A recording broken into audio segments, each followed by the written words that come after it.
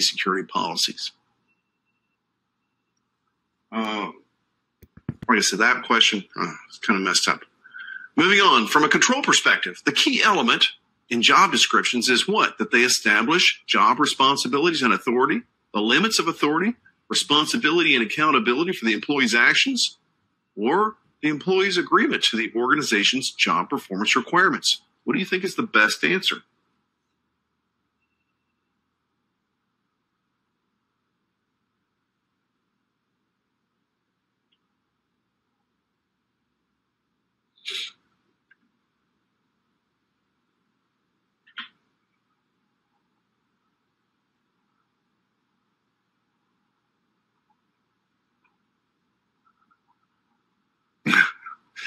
I like it. Read the freaking question. That's as close to the real thing that we're probably going to be able to get in the permanent record, right?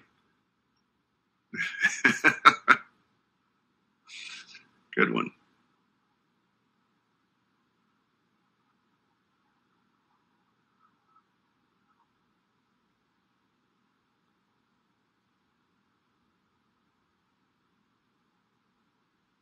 So, moving it along.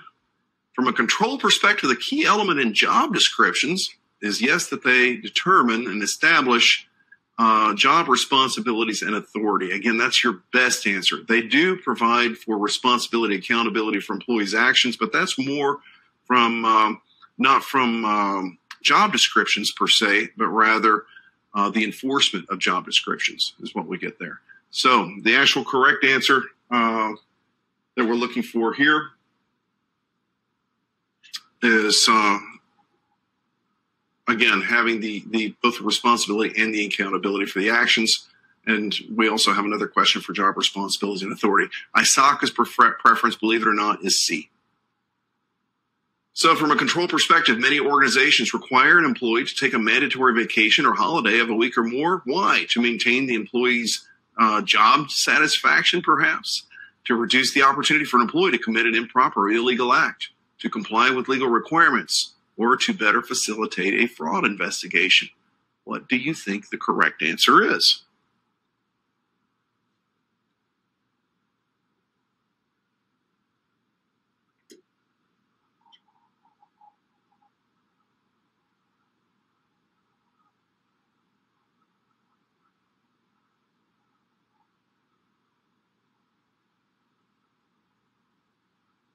I wish it was A, but I'll give you a hint. It's not.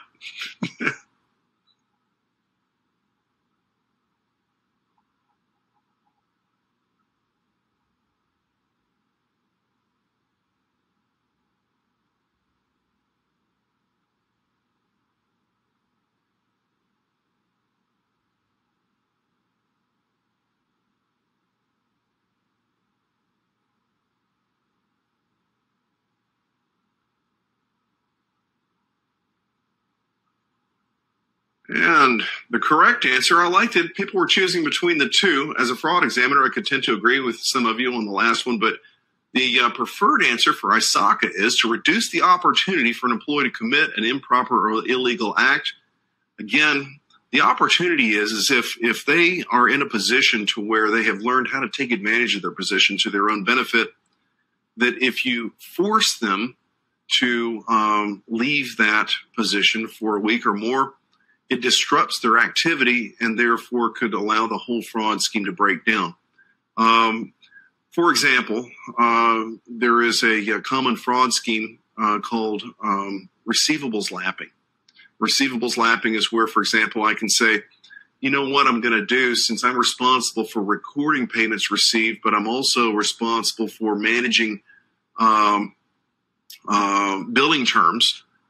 Maybe I can go ahead and extend some of my customers' billing terms to give them 45 days to pay rather than just 30. I won't tell those customers about that, so they'll continue to pay early. I'll borrow their money that they pay me early to use for my own benefit, but I'll put it back in prior to that account going delinquent. And so basically I am lapping receivables, because what happens is, even though I should be holding on to the money and paying it back before the account goes delinquent, Turns out, well, the gambling at the casino didn't work out so well for me. Perhaps when I was at the Kentucky Derby, I forgot to bet on the 81-1 odds horse. In other words, you end up having to be in a position to where you're using the money from one receivable to pay for another receivable to make sure that it doesn't go delinquent and start throwing out flags and notices and alerts. So again, that works okay, so long as I have that poor segregation of duties, so long as I have the ability to do both. But the unfortunate part is that if you force me to go on a vacation for a week or more and somebody else comes in to fill in for me, handling receivables recording and things, they're going to see that this doesn't add up. And they're going to see that we now have folks that accounts that are going delinquent that shouldn't be going delinquent, things like this. So again, the idea is that it's a preventive measure, but I can also tell you as a fraud examiner, sometimes we do force people to go on vacations so that way we can disrupt their normal business activities, so that way we can get in and view what's really happening. So in reality, yes, we also do use this to facilitate better fraud investigations, but of course, in ISACA's world, the primary benefit is to reduce opportunity for employee to commit an improper or illegal act, which is fraud. And then finally, and then we're going to take a break, a land administrator, this goes back to a segregation of duties question, should not have application programming responsibilities, but may have systems programming and end user responsibilities. A land administrator should not have systems programming responsibilities, but may have applications programming and end user responsibilities. The land administrator may not have end user responsibilities, but it's okay to have applications programming and systems programming responsibilities. The land administrator, finally, should not have application programming responsibilities, systems programming, or end user responsibilities. What do you think? Which one's the right answer?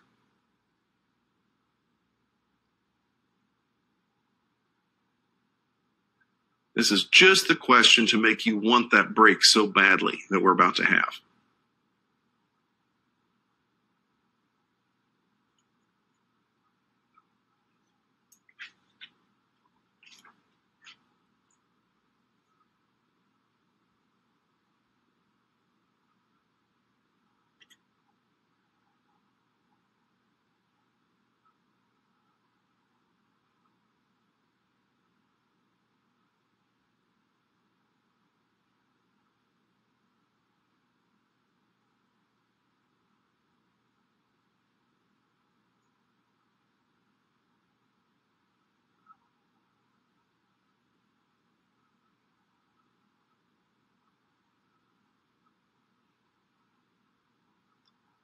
Okay, so let's see what we have.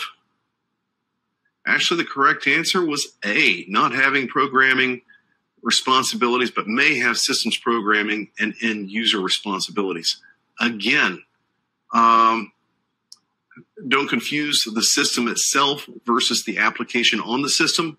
And again, if you have arguments on this, I completely empathize, but this is what ISACA feels on exam day. So again, let's go ahead and take a quick 10-minute break. I think it's well-deserved. And I'll see you in just a few minutes. One moment. I'll push the slide out.